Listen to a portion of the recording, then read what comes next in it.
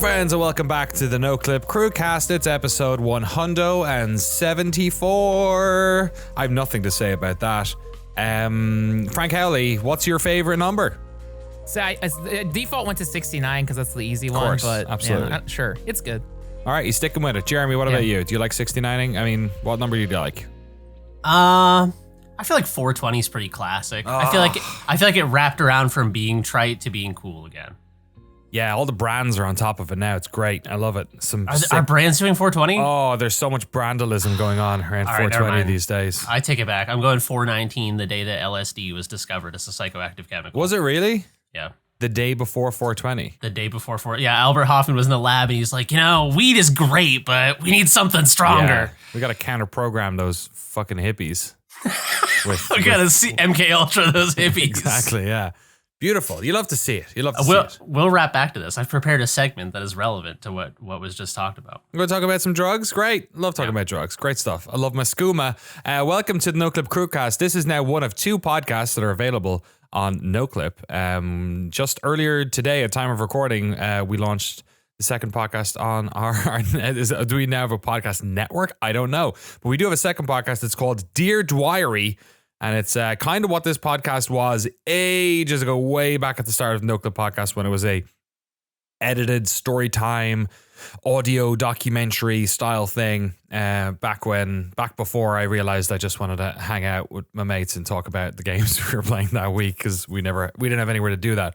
But Dear Dwyery's thing, myself and Jesse Grasha have been working on for a couple of months, trying to figure out how to do it.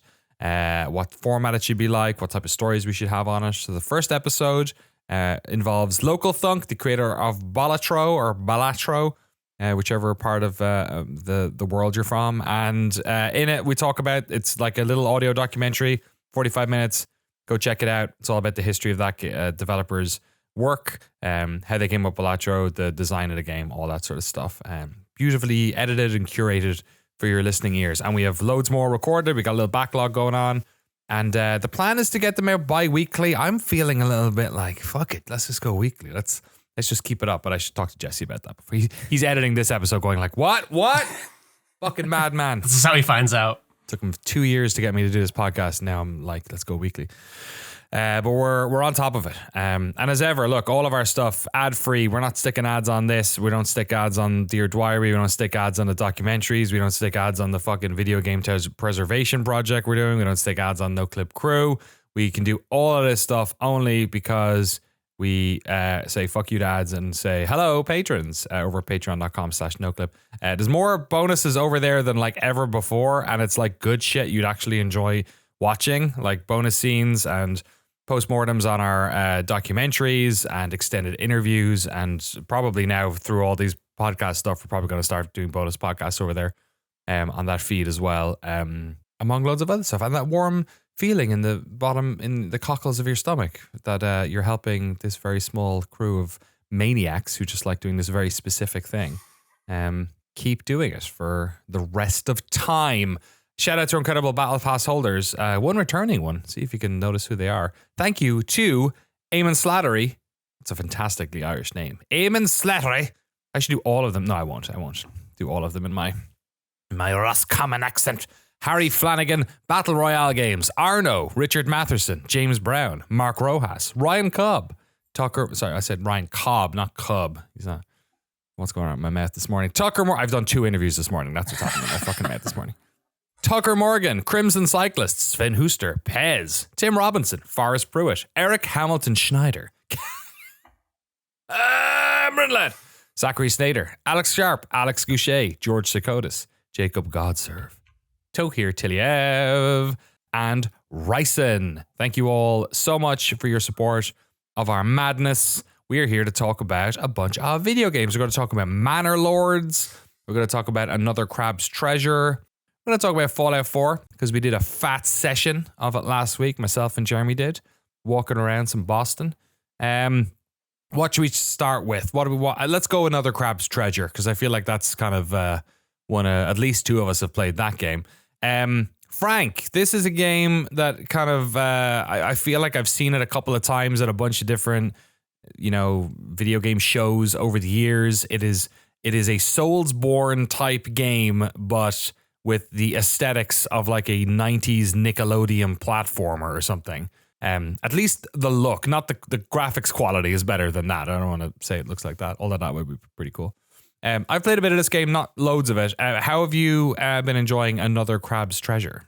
I am very surprised by it. I thought, so like this game just came out. I just calling it Crab Souls. I think a lot of people are calling it Crab Souls. That's fair. We saw it at PAX West, this is the last PAX West, and the booth was pretty popular. I feel like the developers came to our panel or someone said hello from their team or was trying to get us to come over. But yeah, and even at PAX, I didn't play it because there were so many people in line to check it out, but it looked good. The studio is called Aggro Crab as well, which is a very good pun. I'm into that a lot. And so yeah, this is on everything, but I always like playing stuff on Xbox. It was on Game Pass. It's Soulsborne Crabs like or whatever. It's Crab Souls. But the thing that's Crabs like's better actually. I like it's Crabs a Crabs like yeah, because it implies that it's like crabs, Yeah. but it's the animal or whatever, or the fucking testicular issue. I don't know. And is it like crabs? Is it like having crabs? To check, can't stop having it. Yeah. I started the game like kind of skeptical. Like, is this gonna be good? Is this just like very one note? Is it gonna be lame? Is it gonna be cheesy? But like, it's endearing and it's funny. And the thing that sold me on it immediately is like you go into the sea and it's just littered with trash. There's like white claws. Microplastics is what you're collecting instead of souls. Yeah, instead of souls. So it's like, okay, this is funny. Yeah, there's like white claws. There's cigarette butts. It's genuinely like, oh, this is awesome. And like, I always like, as a kid, Finding Nemo is like one of my favorite movies. And even, SpongeBob, et cetera. Like, I really like marine biology. And like, I just went to an aquarium a few months ago. Like I always, and we're covering so many nautical themed video games here at Noclip. It's ridiculous. What's going on? It's really chill. And I like the difficulty of this. This is more similar to like the Star Wars Jedi Survivor games, those more recent ones where it's not super miserable playing it. Like but it's also not like a fucking breeze either, is it? Like that's the thing. Yeah. I was like, oh, how because the aesthetic is like you play it like if you showed anyone a fucking Souls game, they're gonna go, Jesus, this looks hard. Like even if you don't show them gameplay, just have them standing somewhere and just like fuck, like I don't know about this. Whereas this one is like, it's very like cheery and stuff, but it's not a cakewalk either. Yeah. The thing that makes it easier is there's no stamina to worry about. Like the enemies you fight, you can do guard breaks and stuff, but you have infinite stamina. I feel like it's very dependent on timing, but you can, hack and slash infinitely, but you'll get destroyed if you don't dodge. And then if you do want to, there is like the accessibility menus, just like Star Wars Jedi Survivor, where it's like you can adjust timing, parry, give you extra health, etc. It's easy to grind microplastics to level up. And then like I like how you compared it to like a 90s platformer because part of like the game's art style and everything, it kind of reminds me of like Ratchet and Clank, just the vibe of it, where it's like that's it. I don't know. It's just you have a jump button in this. It's almost like a double jump. You jump and then you have like a propeller glide. It seems like there's like a hook mod thing in this later as well. You hook onto like the it's really smartly done because you're hooking onto is like fishing line with hooks on the end of them, which is like that are coming from the surface of the water, which is really cool. And then to say nothing about the whole like the shield system, I guess, which is your shell. And it's, at the start of the game, the character is really good. And like the intro to it is very funny. There's I think I said it last week. It's impossible not to touch, like when you're talking about nautical stuff, the puns are fucking everywhere. Yeah. You get done over by a loan shark at the start of the game, and they steal your shell on you, and you don't have a shell. And it turns out anything can be a shell, which is true. If you're, what type of crab is this again? It's like a hermit crab, right? Yeah, hermit crab. So exactly. They can make basically use anything as a shell. And it turns out sometimes that's a soda can, sometimes it's a banana. Yeah. And I even like the puns. I mean, it's very, like, oh, crap instead of crap, like things like that. Like it's really charming. I kind of just started, but I haven't gone too deep. I did defeat the first boss, which again, even the setup for that is really cute and charming. Yeah, you get different soda cans you can try on as your first shell, which is like, okay, this is, I don't know. I just like seeing the ocean filled with trash, which I guess is maybe sad but true. But so there is a lesson to be learned. Anyways, clean up after yourself. Anyway, whatever. So I like it, but I can't speak too much and I haven't played much of it, but I do want to keep playing this game. And I am surprised. I get past like the cool test of like, oh, this is actually, I do like this. I thought it would be cheesy, but it rides it well. And I saw you posting about this. Did you play this with your daughter? Did they have a positive response to this? I did, yeah. She was a bit freaked out by the boss fight because she kind of, I think the term boss fight as well, I said, which is probably a bit intimidating. That and just like also all the other fights, like all the little, again, I'm only in the starting area. I really like the writing in it. It's like very tongue-in-cheek and self-aware, but like genuinely, smart. It's not like very silly or anything.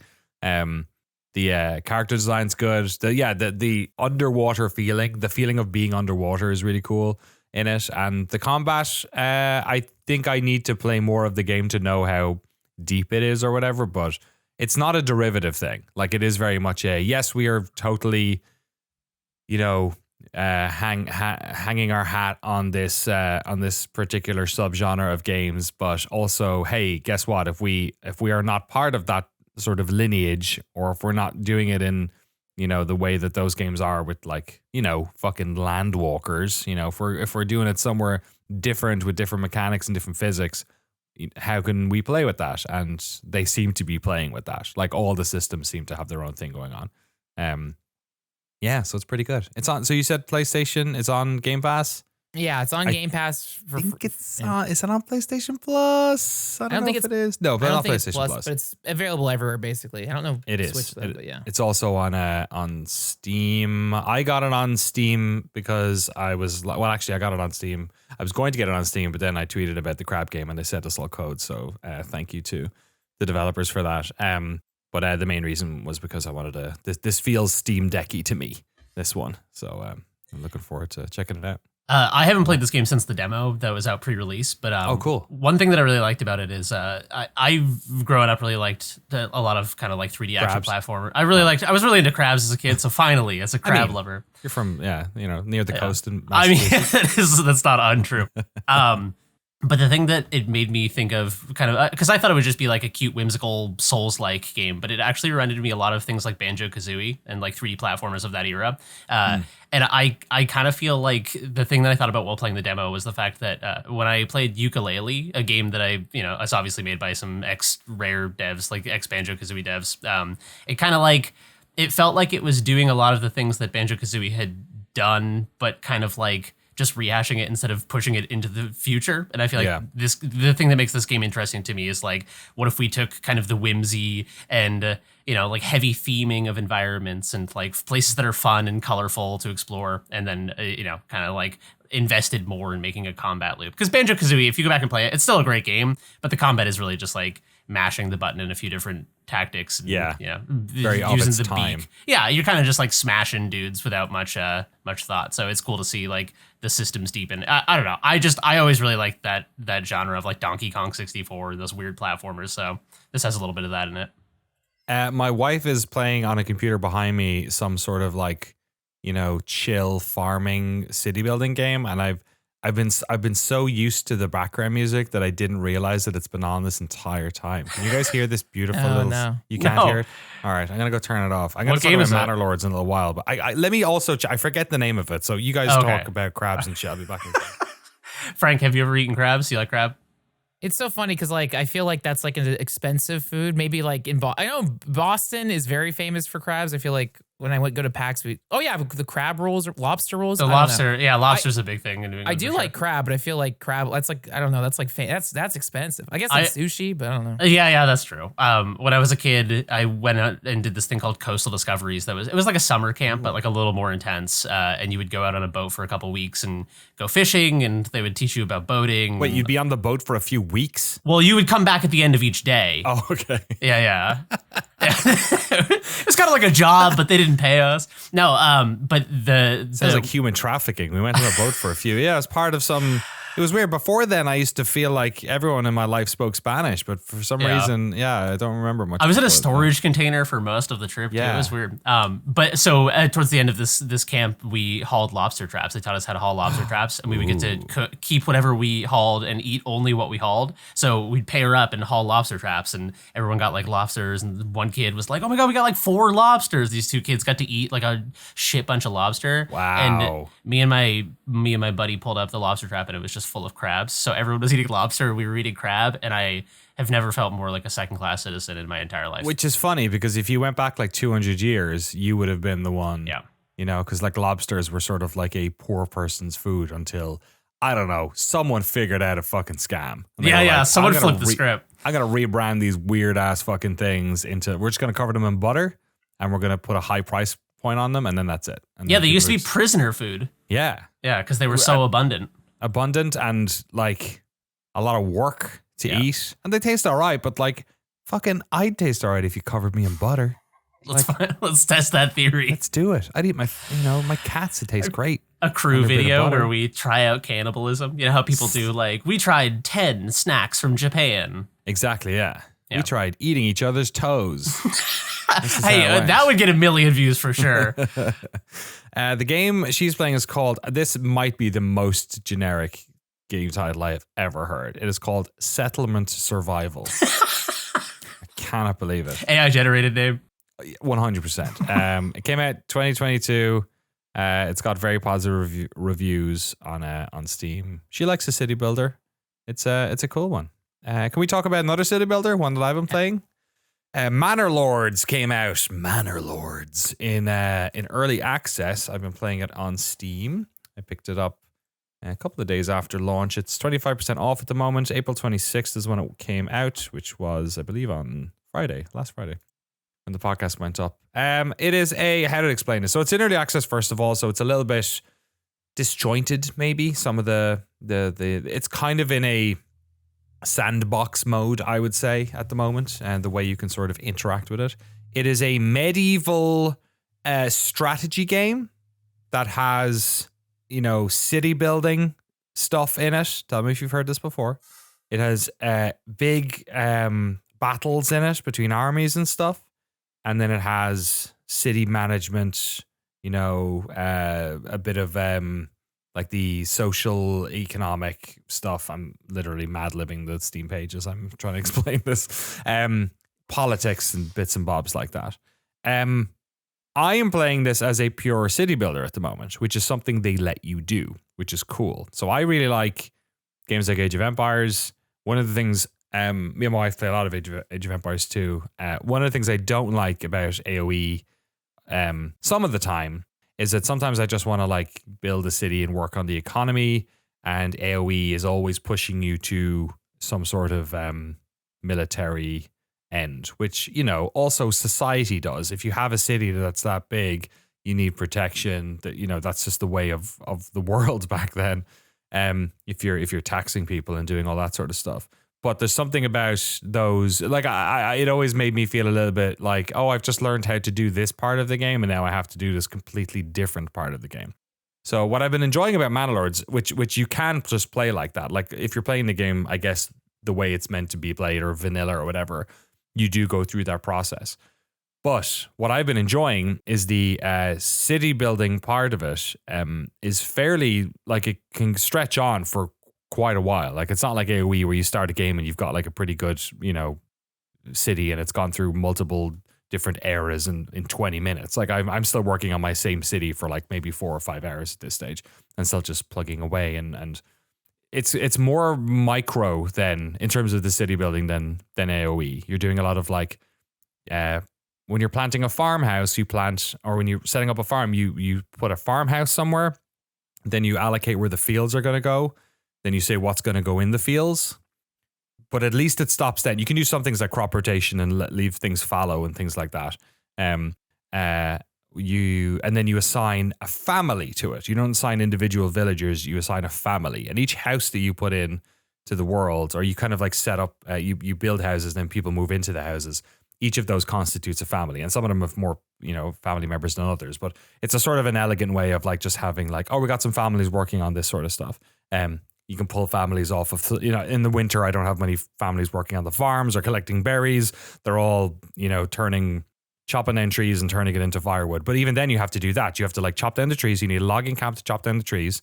Then you need like I forget what it's called. It's there's one place that basically turns them into planks for building. And then there's another place that turns them into firewood, which gets then distributed to all the houses. And you can see the people walking around and all that stuff. And there's a very heavy sort of emphasis on springtime, summertime. You're going to reap what you sow. And then the winter time's coming, snow's hitting. Make sure you have enough food and fuel to last. Like there's a thing in the top corner. It's like how much fuel you have. And it's like ticking. Like you've got 7 months of fuel at the moment, or like 3 months of food. And you have to just kind of keep an eye on that. It seems like it's deep. I've seen the battle stuff in videos and all that. I'm having a lot of fun just doing the city building stuff. It's enough for me. I think at a certain stage I'll probably,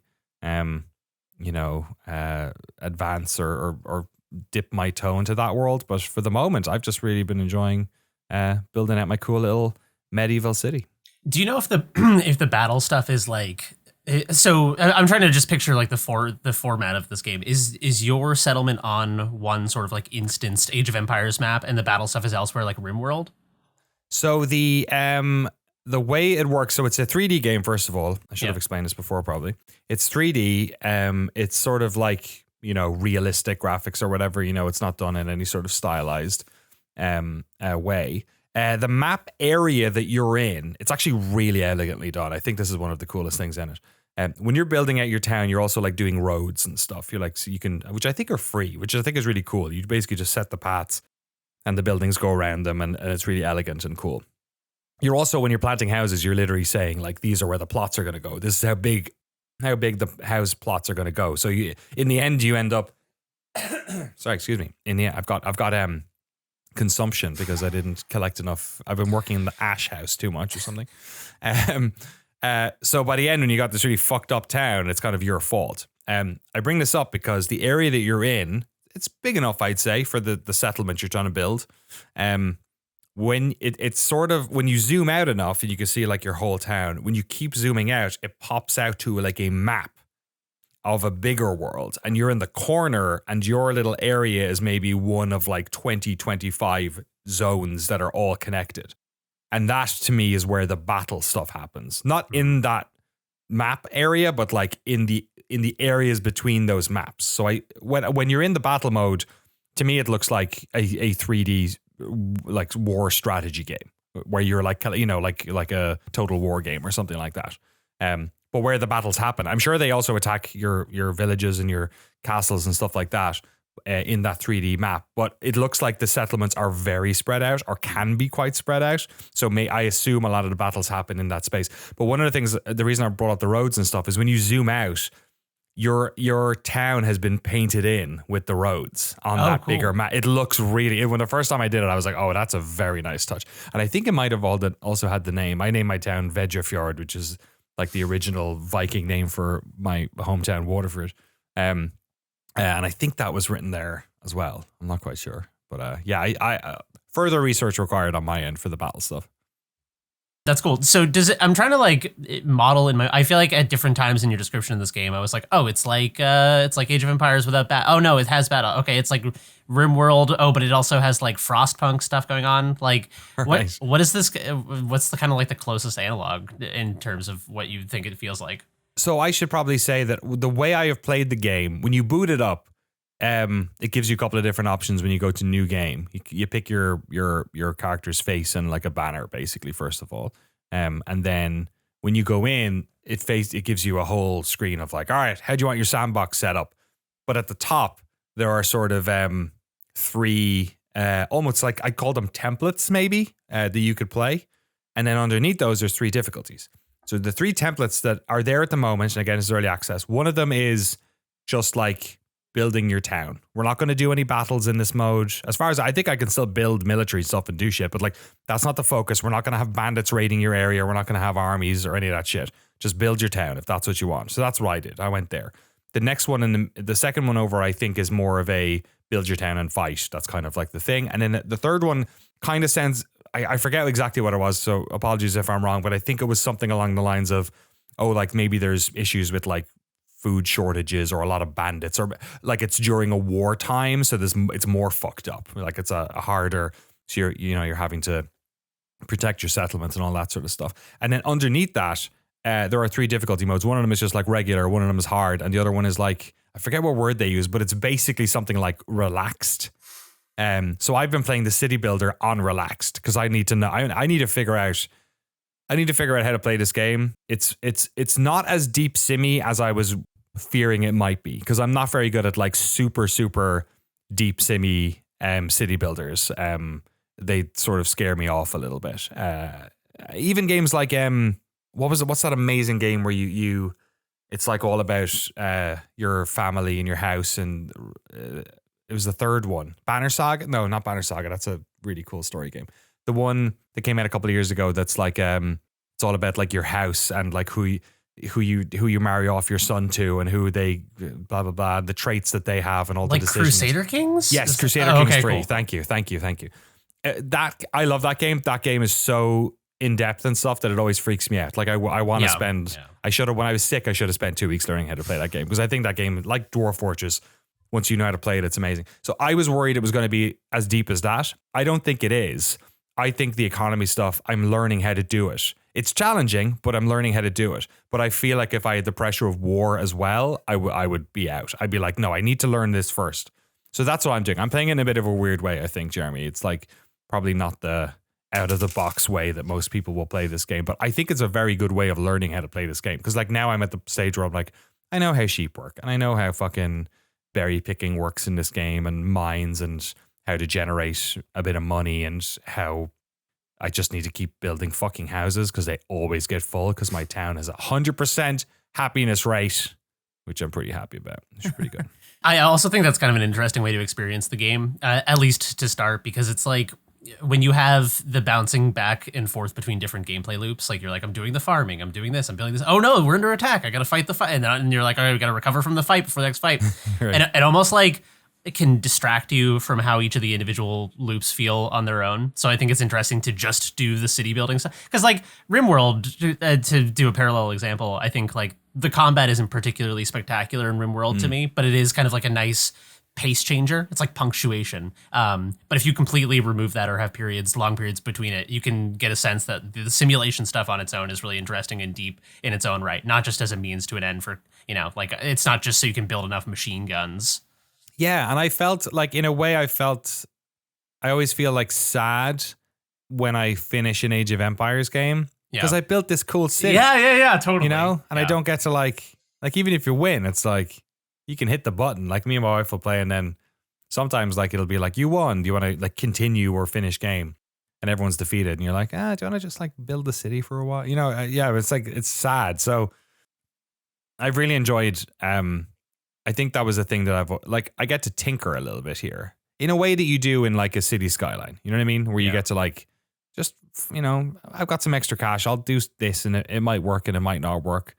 I got to find out where the good grazing stuff is. Like there's things like that. Like there's a heat map for where water is flowing underground, and where to put a well, or where to plant barley or wheat or whatever. And I also say that like, because I'm playing in this more relaxed version, it's not overly punishing about that either. Like I think one thing I like about this game is like, if you destroy a building, which often you have to do because you set up a logging camp and then you log that whole area, or you set up a mine, and then the mine is spent. Like the mines don't regenerate. I mean, millions of years for that. You can destroy those things, and you get, I think, like all of the wood back, or at least a lot of, I think maybe all of it. The roads are, I think they're free to plant, and they're done instantly. It doesn't require a human to do it. Like the houses need to be built by people, so you do it and they go over and they build them.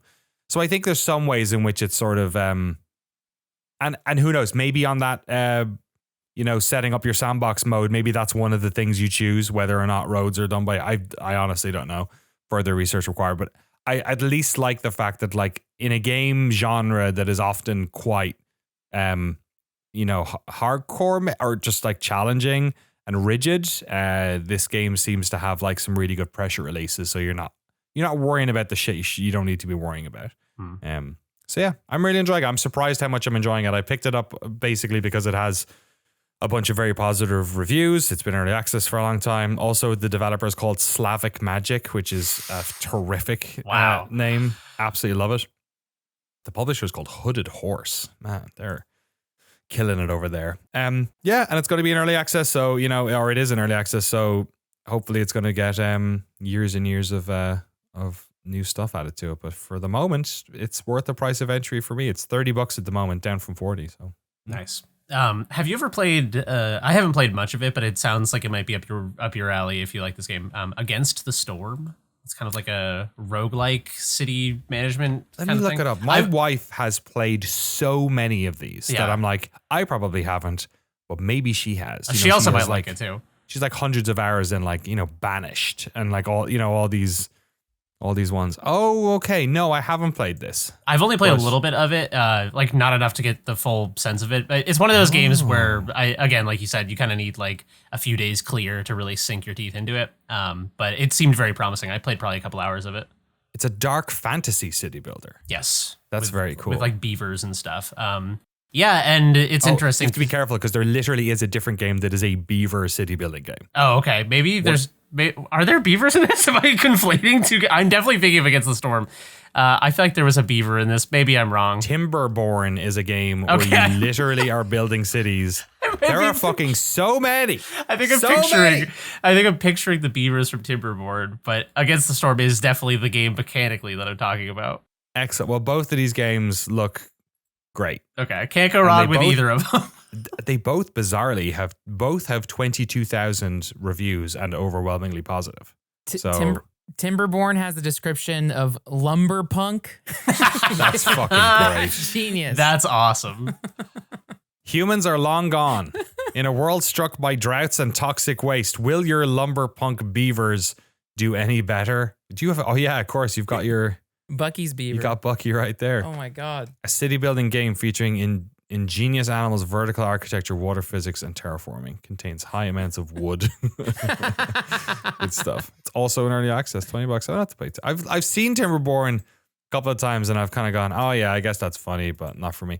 Also, these city builders are kind of like these ones go into the like Factorio realm. I was just about to say the screenshots in Timberborn are scaring me as like satisfactory or something. Yeah. I know that like the left brain and right brain dichotomy is like it's pseudoscientific. It's not real, but I do feel like this is like left brain strategy game, and I like more kind of like. I don't like min-maxing the systems. I like just feeling out the vibes and being like, I feel like a grain tower would feel good here, like the feng shui. I'd love to do a documentary about like just why there are so many fucking city builder games, because it totally has to do with that. I bet there's like a couple of things that like everything gets divided into. One is like, why are you building the city? Is it because of the vibes? Is it because you like creating a really like well-run machine, like an economy? Is that what it is? Is it aesthetic? Because then you've got games like Dorf Romantic and other ones, right, which are just pure like beauty, and there's no economy or anything. And then it's like, do you like playing multiplayer? What's your aesthetic? Do you like the medieval times or beavers or fantasy times or Japan or because I feel like there's like this huge matrix of these fucking games they're just like, how do you pick one? You pick one because like, oh yeah, I'd play that. Yeah, I'd play that. That looks cool. I don't know what it is. It's something so odd. I feel like every one of us have enjoyed at least one of these games. Oh yeah. Whether or not it's a city builder or a strategy game, I guess kind of just is also part of that matrix. They sort of evoke an era of PC gaming that I really love, of like the 90s and early 2000s, when a lot of PC, like so many PC games that were getting made were simulation heavy. And it's just kind of, for me, I like these games because they're all, even if the different flavors of them have different feels, I always just kind of like a complex world of systems, emergent systems, and just like kind of poking and prodding that simulation. It's like an ant farm. It's like a hyper high-tech ant farm. I think the reason I liked Age of Empires, I think a large part of it was because I think back then and to this day, it is one of the most beautiful games ever made. Yeah. I think Age of Empires, just in the same way that like a diorama is just like really nice to look at, or like a bonsai tree. There's something just about that little village thing, you know? Yeah, pre-rendered isometric graphics from that era are fucking undefeated, dude. Like do you guys know the Commandos games? Oh my, Oh, yeah. 100%. Unbelievably yes. good looking games. Yeah, and the gateway for me into Commandos, I think, is the aesthetic. Yeah. Oh, You're 100%. just like, this game looks terrific. And I do think maybe that's why a lot of those games I've been playing more recently, like the Desperados 3, the Mimimi ones, RIP, Rest in Power, or Shadow Gambit that I talked about a few months ago. They look great like that, but it's not the same because like it's been 30 years. Whereas back then those games were like, Jesus, have you seen like especially in an era where like magazine screenshots was how games were sold. Yeah. Like Age of Empires and Commandos just looked unbelievable. I got into I wouldn't say an argument, a heated debate with a friend of mine because he was like, we should play Diablo 2 sometime. And I was like, I'd love to play Diablo 2. And he was like, all right, let's fire up the remake of Diablo 2. I was like, can we play the original? And he was like, I don't own why would I buy the original? I have the remake. And we were doing side by sides of the like pre-rendered shitty crunchy Diablo 2 versus kind of like the remake looks much more polished and smooth. And I was like, there's no way you think that looks better. And he was like, there's no way you think that looks better. That's it on the matrix of these games, or just all games, I guess. Like we do, aesthetics are so important. It's the same with like the crab game, right? Like there are going to be Souls people who are like, there's no fucking way I'm playing that. Yeah, like baby game. Yeah, it's just not into it, not into the style of it at all. And similarly, I bet there's people who'd be interested in a more complex, game. We don't talk about it enough because I think what happens a lot especially online now that all of us weirdos can find people who agree with the weird thing that we think, is that everyone's so people love talking about games objectively, and there's no denying the fact that art is subjective. So I feel like it doesn't get brought up enough that like there are just fucking reasons in our monkey brains that we like the look of certain things, and it has nothing to do with the quality. We can say that art is really beautiful and that but also it's just because we're fucking dum-dums and we just go, ooh, that looks pretty, and that's why we like the thing. But I'm with you. Diablo 2 with like, shitty lighting is better than that, which is why I think that Age of Empires remake is so good, because they nailed it, because it looks exactly as you remembered. And then you go back and you watch video of MS-DOS Age of Empires 1 and you're like, Jesus, like fucking there's no resolution. Was that a person? And in this one you can see they're like fucking their hood and shit. It's great. Good stuff. Manor Lords. Check it out.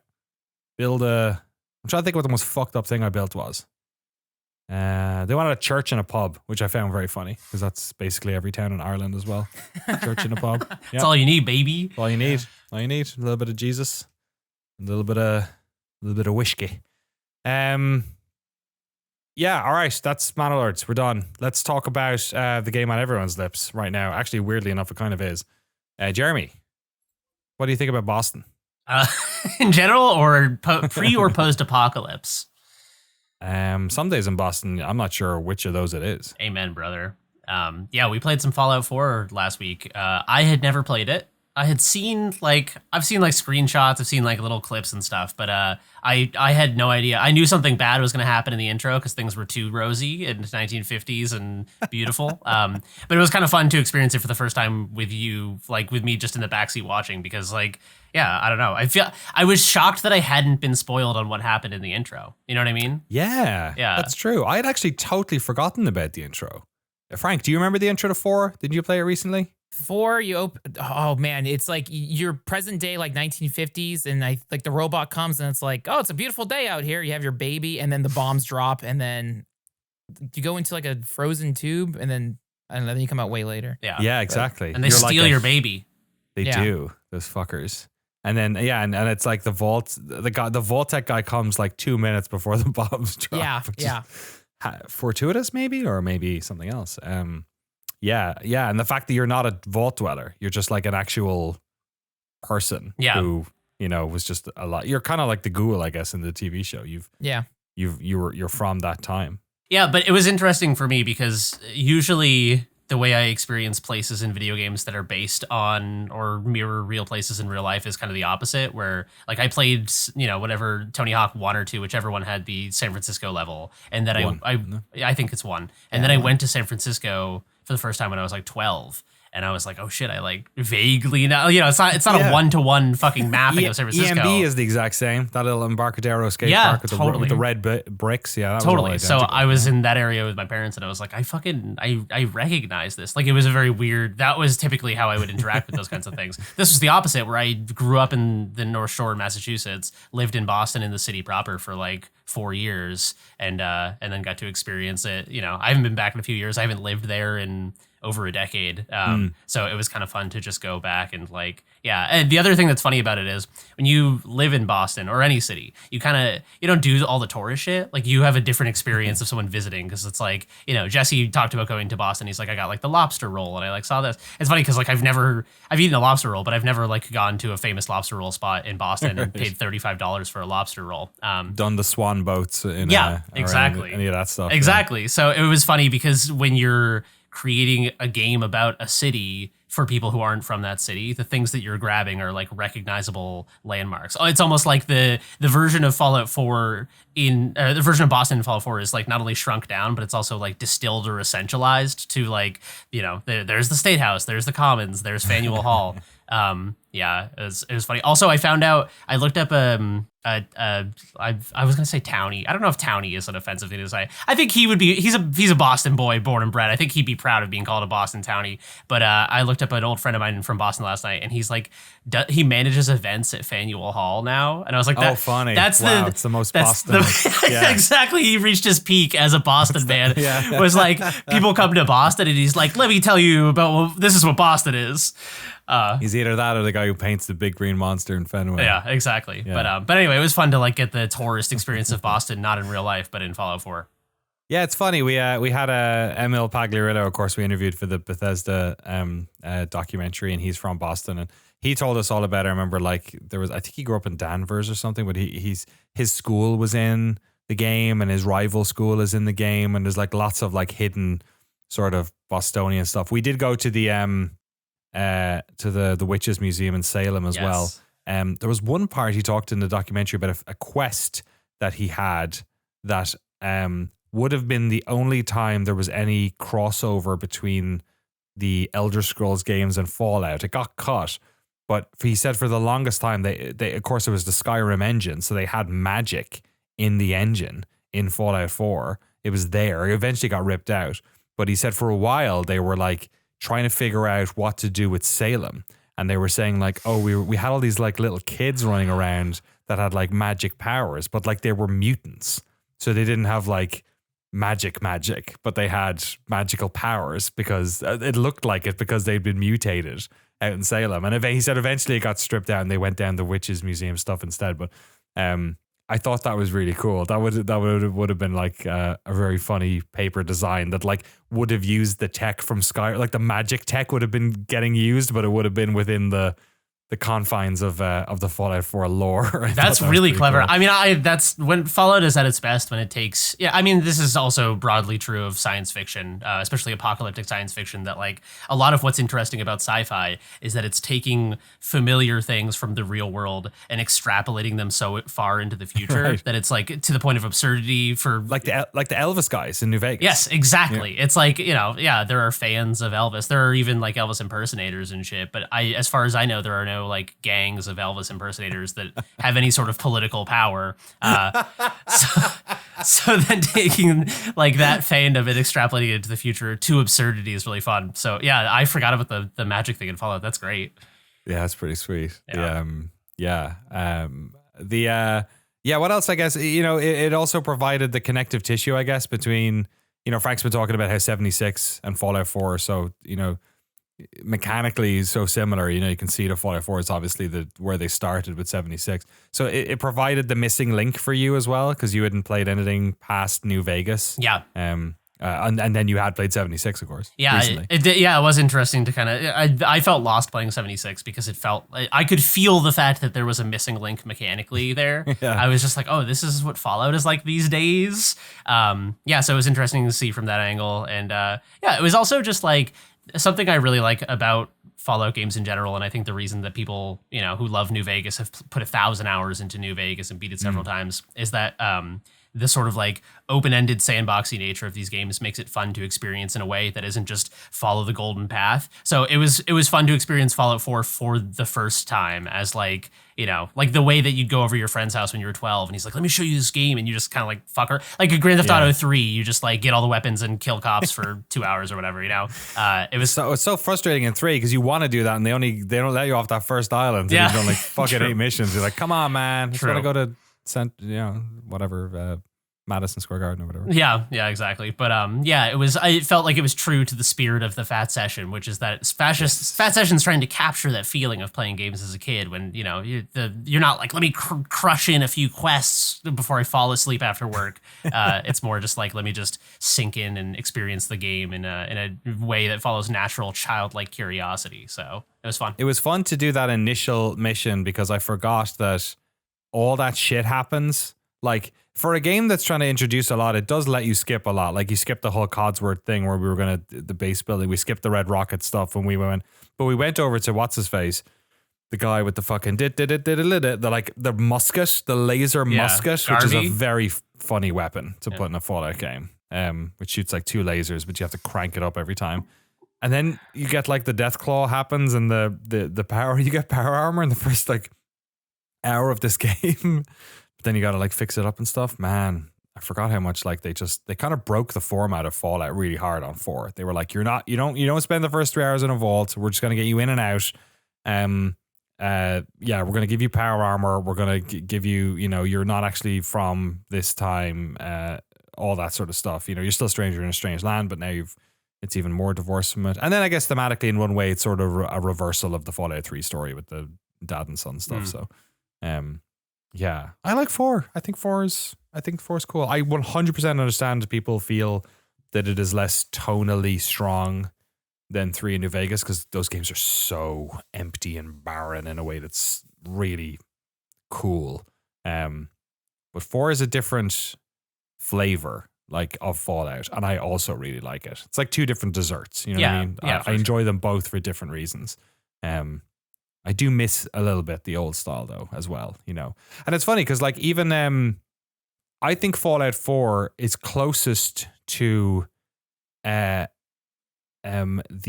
Outer Worlds.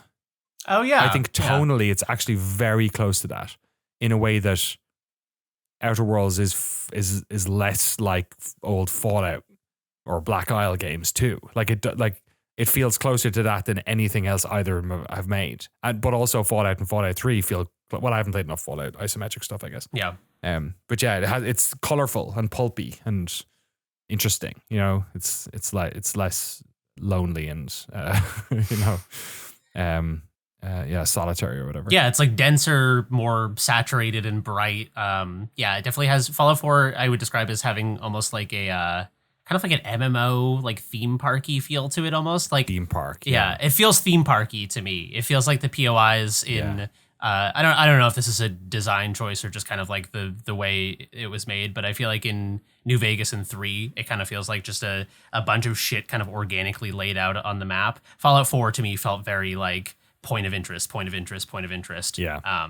For better or worse, I think that again that's just subjective whether or not you enjoy that. But yeah, I mean I'll definitely go back and check it out. I thought it was fun. Yeah, Fallout 4. If you want to enjoy us playing it, there's a Fat Session up on Noclip Crew. You can check out right now. Earlier on, you said Fat Session. It sounded a little bit like you said Fash Session. Fash Session. And I was like, that's going to be when we do the right wing rug pull, we're trying to get that real Patreon money. Yeah, when the money runs out on people, we need to tap into that hateful audience. Woke clip. We should do.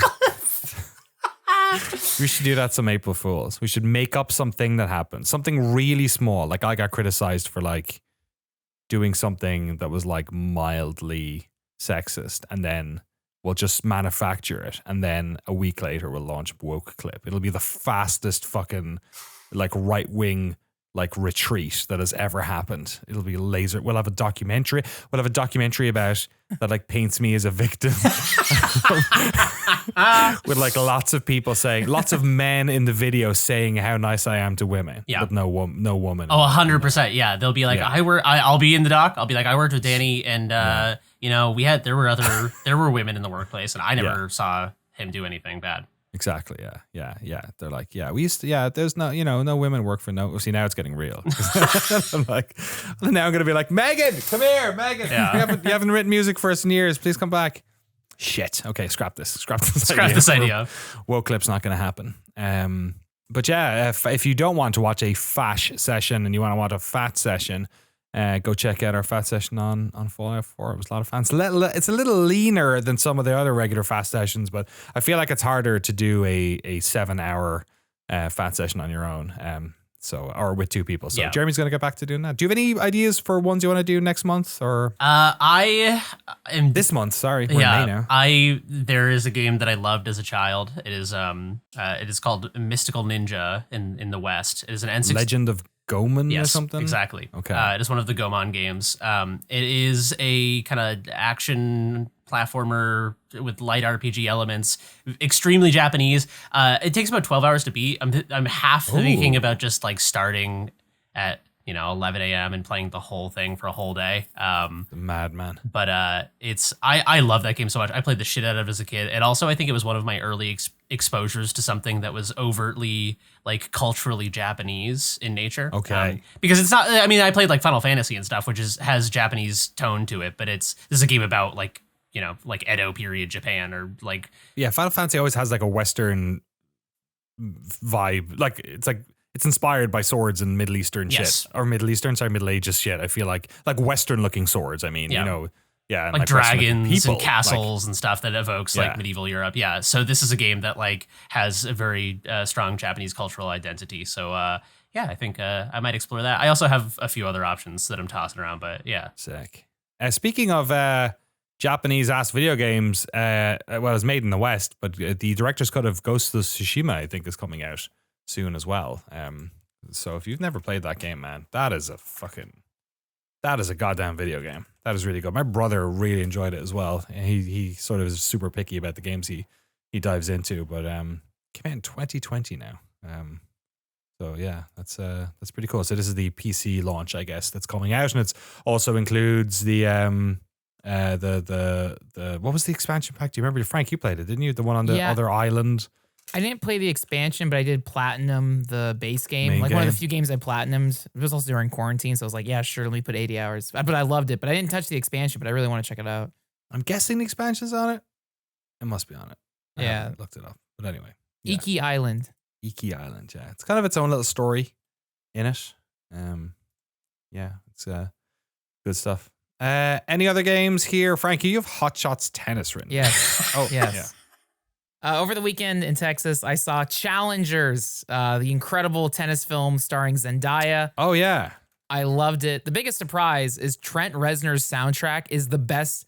Like I like it even more than Social Network soundtrack, Right. and that's like one of my favorite soundtracks. Atticus of all time. Ross as well, right? Yeah, Trent Reznor and Atticus Ross. Oh my god!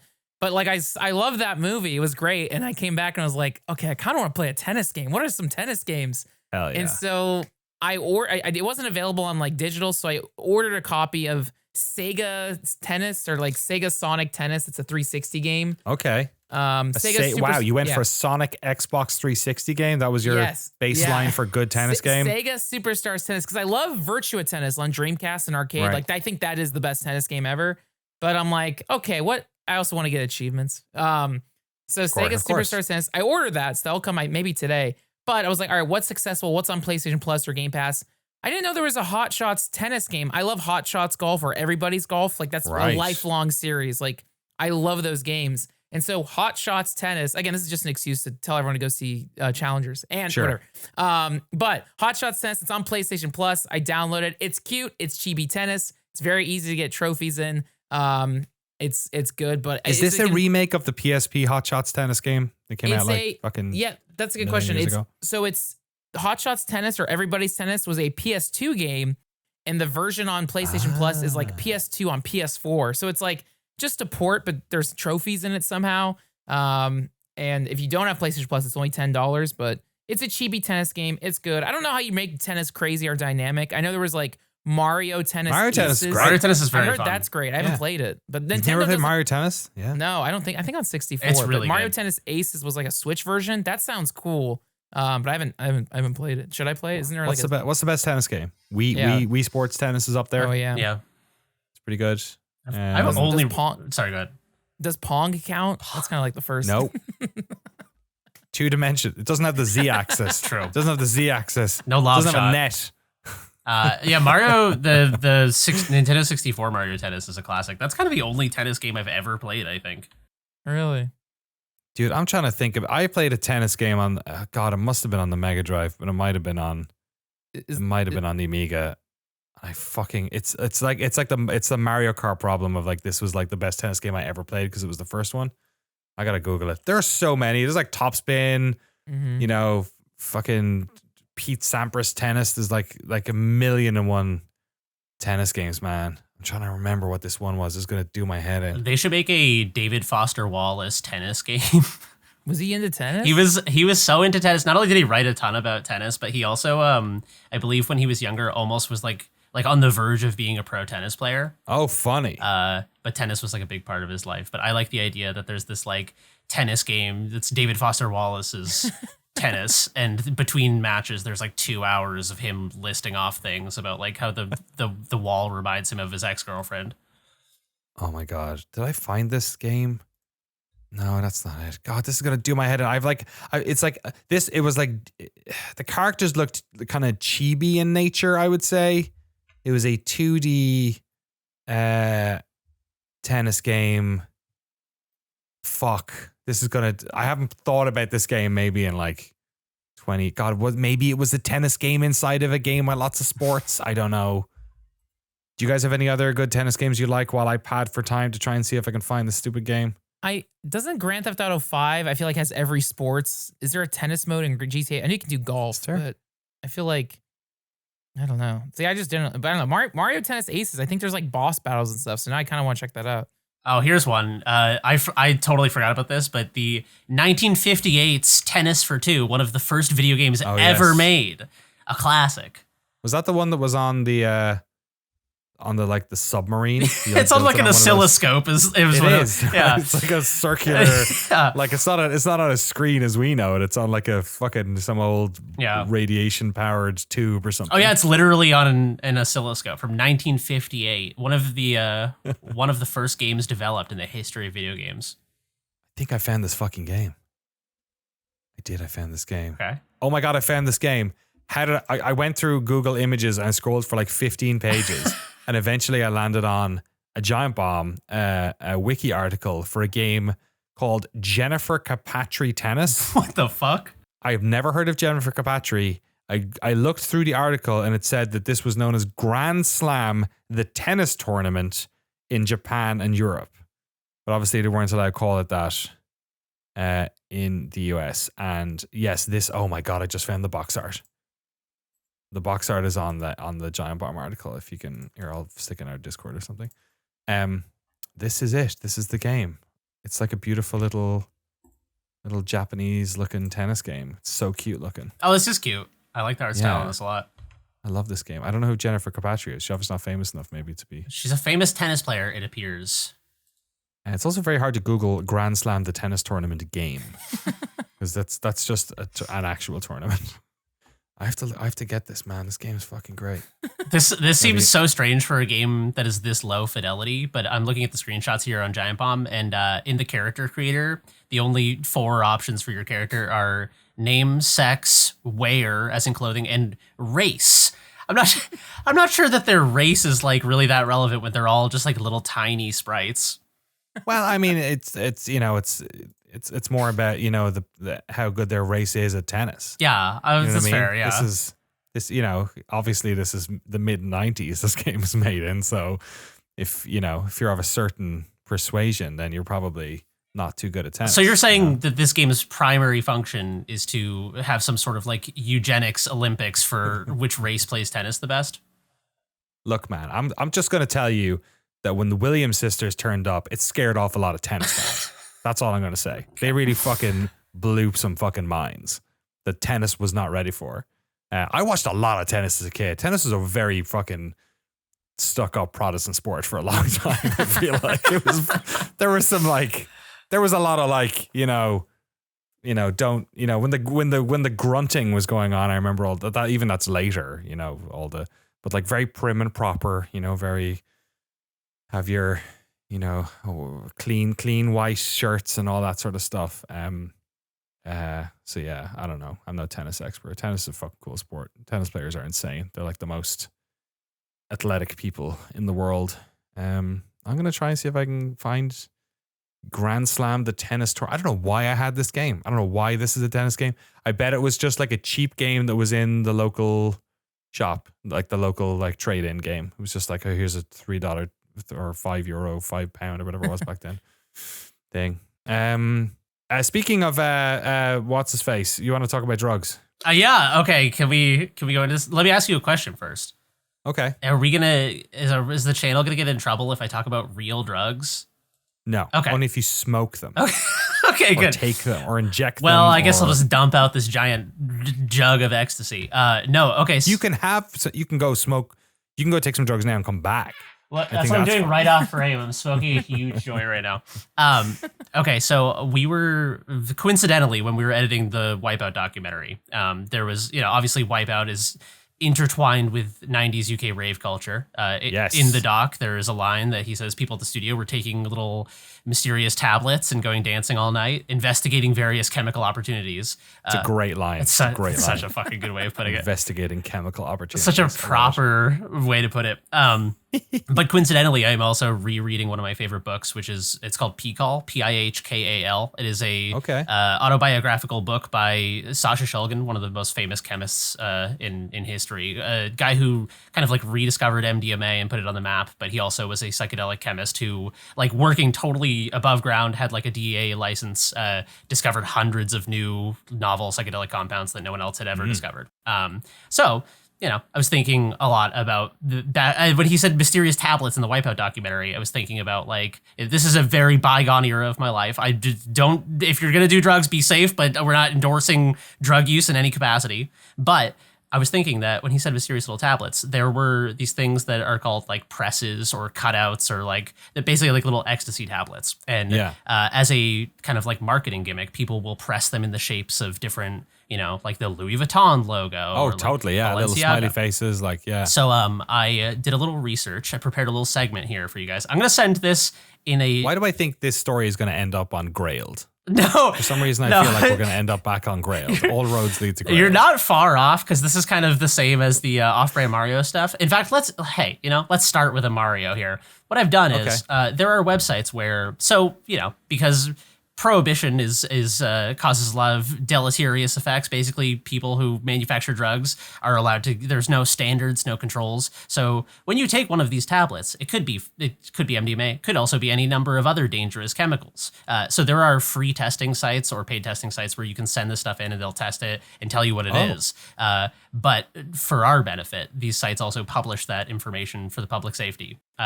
And so the benefit of that for us is that there are pictures of hilarious video game themed ecstasy tablets on the internet. Oh my God. And we can see their purity. So, oh my God. Okay. This is fantastic. I've pulled a shit ton of them, and some of them are really good. This is how I'm thinking we make this interactive, though, is the testing data will be on screen for most of these, but ignoring that, I want you guys to just tell me, based on just the characters, just the branding, if there was an ecstasy tablet shaped like this video game themed character, how safe would you feel, and how confident would you feel taking this? Can you send it on Discord so I'll hold them up to the camera? Yeah. Because we have no other way of. I don't want Jesse to have to edit all this stuff. Yeah. Okay. The test. Are you able to? If that doesn't. No, I'm gonna send it on Discord. Okay. The only thing I'm hesitant about is putting the labs that tested them on screen. But I guess this is all public information. It's probably fine. Okay, I'm gonna send this to our 3-way direct Discord instead of staff chat, because I'm terrified of getting the Noclip Discord banned for posting drugs. I'm sure it's fine. Okay. Okay, here's the first one. This is a Okay. classic Super Mario ecstasy tablet. Oh my god. Looks like a dog biscuit. It does. There's no color on it. It's just like gray or brown looking. Yeah, I would say the color for this one is a little off-putting. It's kind of a weird gray. Okay. So yeah. So this is MDMA, it says. This is a huge amount of MDMA. Okay, okay. Yeah, 221 milligrams of MDMA. I would say, how do you guys feel about this Mario? I feel like Mario, if nothing else, Nintendo with the seal of quality, like even if it's a Mario game that I don't like, I always feel like it's been finished. Like it's you know, it's like it's been well put together. The only problem is the most haggard, like unofficial shit is Mario shit. Yeah. Because we've seen Grailed. So I don't know. It's on either end of the spectrum for me. Agreed. It's either very well put together and has a seal of approval, or it's a fucking nightmare that someone's trying to sell me on, LA streets at 2 a.m. Yeah, that's a good point. The more popular it is, the more likely it is to be a ripoff because they're just trying to get eyes on it. In fact, I have a great second one to follow that one up. Actually, this one I feel like this is a controversial choice for an ecstasy. Do we know tablet. the purity? Yes. Of the Mario one? Oh yeah, so the Mario one is 221 milligrams of MDMA, which is like almost twice the amount that they give you in a therapeutic session for PTSD. Oh my lord. It's a very large amount of MDMA. In fact, you can see on the testing data that this one, the European drug checking group that analyzed this tablet issued an extreme high dose warning for it. Wow. Because it's just a shit. We were gonna roll too hard on this Mario, I would say. People in Zurich were really getting high on this, apparently. Most of the testing data I've pulled is from Switzerland on these because they have very high quality pictures at whatever lab is doing it out in Switzerland. Outstanding. Okay, here's the second one. This one might be one of my favorites. Oh, awesome. Fuck off. That's sick. Fuck off. You've got to be kidding me. You've got to be That's kidding me. It's the 2K Games logo. If you had asked me to fucking say what the next one is, I would be here until Kingdom Come before I would have said so it's cool. the 2K logo. It's just a square with the 2K Games logo on it. Now, personally, I would not have felt safe. If a friend of mine came over and was like, we're going to roll tonight, I got these 2Ks, I would not be in. I would be out. Yeah, Frank, what do you make of that? What do you think of a 2K tab? I feel like Morpheus presenting me something, and I'll say yes and see how far the rabbit hole goes. I feel like that's an adventure you can't refuse. Like, what the hell? I gotta find out. If he holds out a 2K one and a Take-Two one, which are you taking? Oh, the GTA one. Wait, that's I mean, they're Take both Two, right? kind of, yeah. Yeah, Well, Take Two. I'm glad you said GTA. Let's segue directly into our next one. Oh, okay. Wait, what was the purity of that one? Honestly, that one was pure MDMA as well, 168 milligrams. A lot of these are pure. Okay. It seems like Switzerland has really good ecstasy. Oh, sick. This is the Rockstar Games That's one. so cool. It looks like the Fight Club logo. Yeah. It's That's like the sick. Fight Club logo. It's pink and it's embossed. Yeah, it's kind of speckled as well. Which This one looks, okay, so this one's got the shit. This one's good. This one is not MDMA actually, but it was not. Oh. It was not sold as. So at the top it says sold as, and it says the compound that it was sold as. This is 16 milligrams of 2CB. 2CB is a psychedelic phenethylamine discovered by Sasha Shulgin, the aforementioned chemist. It is it's a psychedelic amphetamine. I don't know how else to describe it. It's very it's like kind of like an adaptogen like MDMA, but it's psychedelic. Yeah, again, not recommending any of these compounds, just explaining in a very sterile way. This is another good one. This is not MDMA. Okay. This is I've got a million This is of fucking these. great. We could go This as is long great. as we need to. This is great. This is Oh, Pokemon man. LSD blotter. Is that a Chars? That's a Charmeleon, That is is I it? believe that is a Dragonite. Okay. So the thing that I think is interesting about this one is that's Dragonite. You can tell if you look at the edge of it. Hold on, let me post a second picture of it because there was a better picture. Okay.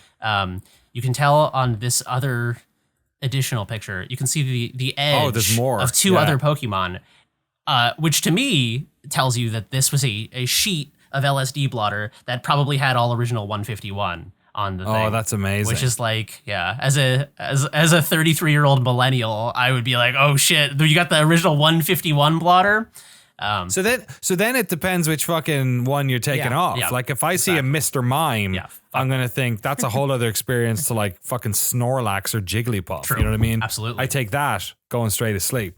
I don't know about I don't know about what's the most fucked up Pokemon to have a LSD tab, LSD blotter off. What's the one that got changed because it was too racist? Well, Jinx. Jinx. Jinx is problematic. yeah. If you get the Jinx blotter, don't take that shit. That's a bad time. Yeah, you don't want that. That's on the your conscience. you know how at Woodstock they had the thing that came over the loudspeaker where they're like, don't take the brown acid. There's like bad acid. They'd be saying don't take the Jinx acid. Don't take the Jinx out. Yeah, you don't want to do it. Yeah, let's get another one going here. This one I probably, I don't know. I have mixed feelings about this one. Okay. This is relevant to Frank's Sega tennis game as well.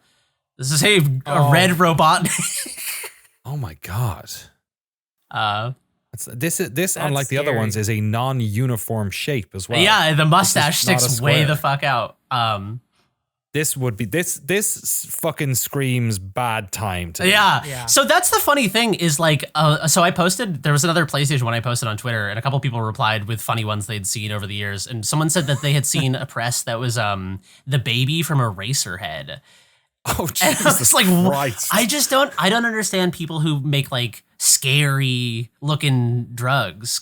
Yeah. It's like, because it's the last thing you see before you enter the void. Yeah. You don't want it to be, and you're putting it in your body. Like there's already a degree of like body horror when you're consuming any illicit substance that you're sort of a little bit, and that it depends, I guess, on what you're taking, but like in some cases that can really influence the direction of fucking travel. Totally. Right? Yeah, no, exactly. I mean, I saw presses when I was looking for these ones that were shaped like just like skulls. And I was like, why would you you're gonna like, as soon as you're feeling any drug, I'd be like, oh, I'm dying. This was someone put poison in this.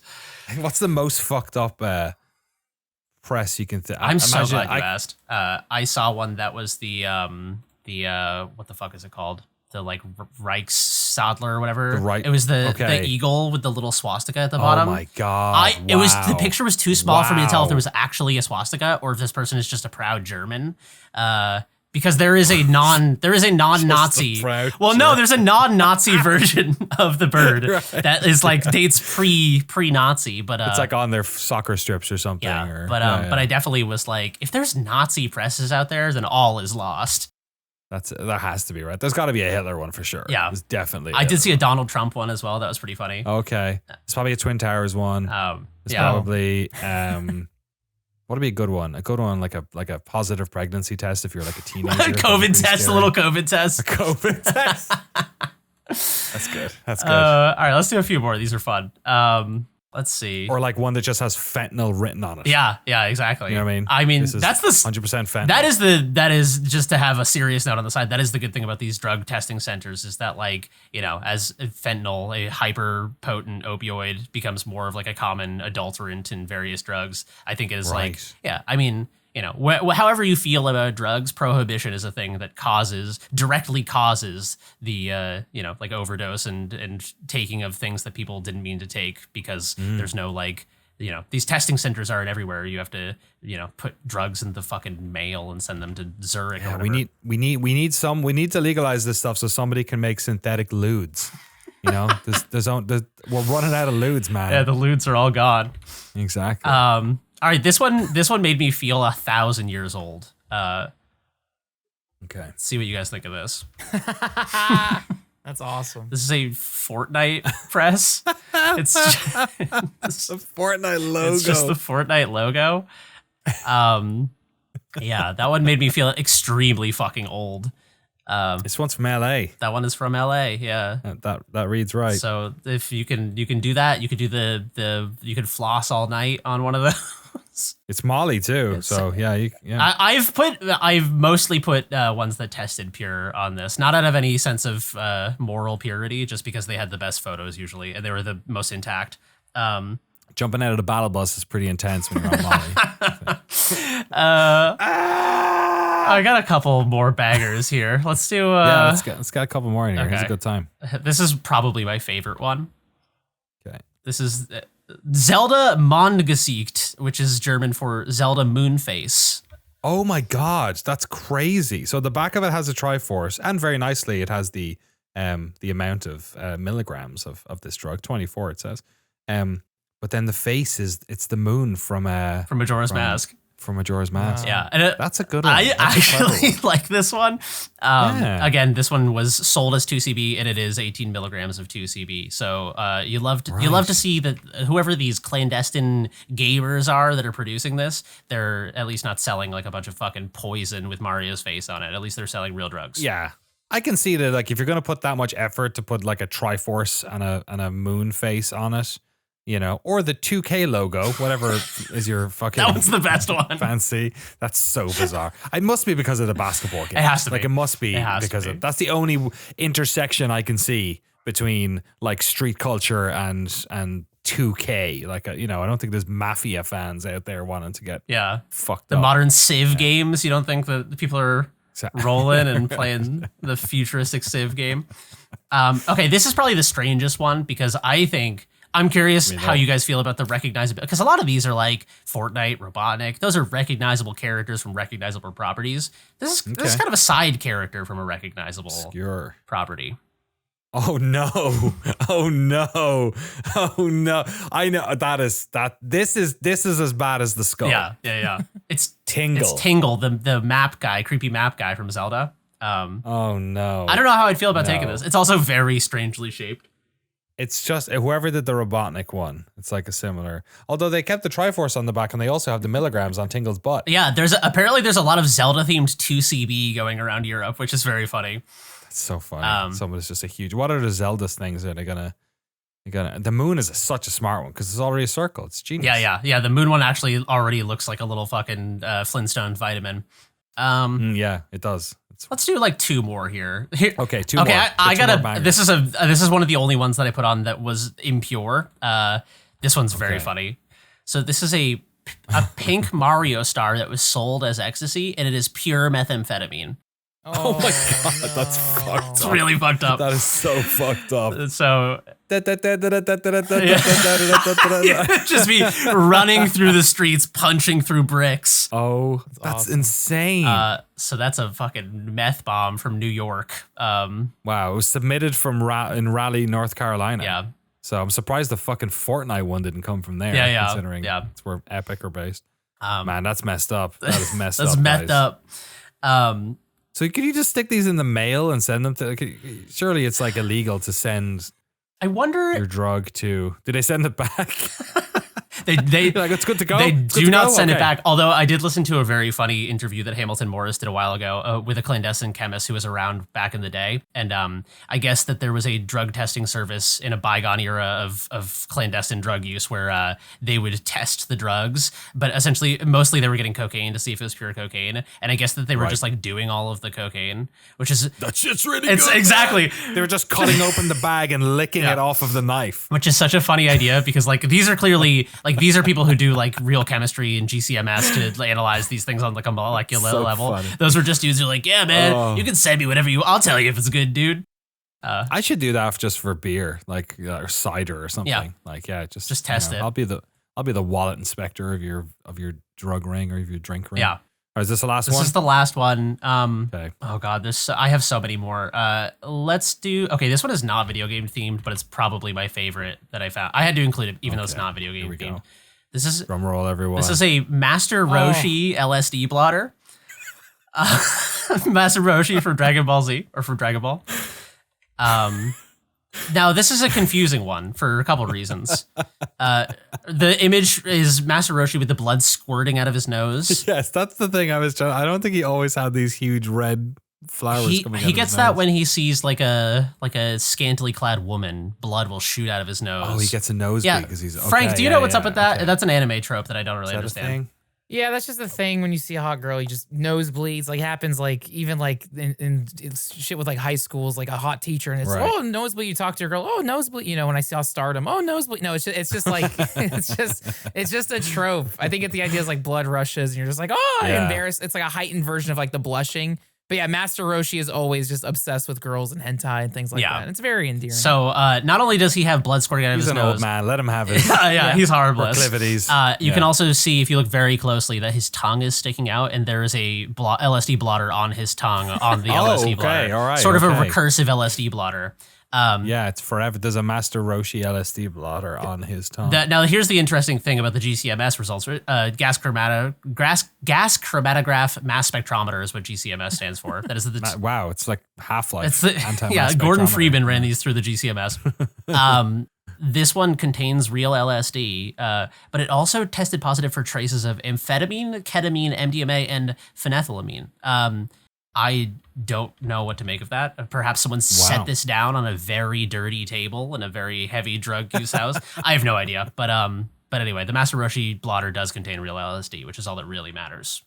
Beautiful. Thank you, Jeremy, for sharing this this wonderful journey into the great. We like custom shit, right? Everyone likes putting their own desktop background, making their own computer case. Why not make your own, drugs? It's kind of the ultimate version of the off-brand Mario Grail discussion, because it is like, not only are you outside of the auspices of Nintendo's control because you're making like an off-brand t-shirt, but this is like, they couldn't even sue this person because this is like a clandestine chemist who lives in like a bunker in Zurich or something. Has anyone ever made, was there ever this?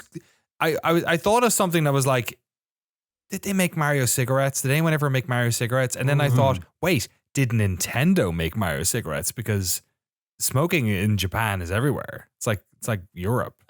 Maybe they did. Maybe there was some Mario cigarettes. Okay, there is a comicbookresources.com article about Mario cigarettes. In the Japanese version of Mario 64, there's an advertisement for a fake Marlboro cigarette that has Mario's name in it. I don't know if it's a real cig though. Mario, oh my God, they did the Marlboro logo. Yeah. Because in Formula One, Marlboro was sponsoring everything. It was on all over, like in the 90s, Marlboro was on the side, and so was Lucky Strike and everything on the side of every F1 track. So they went with Mario Row, which is hard to say. Yeah. Doesn't roll off the tongue.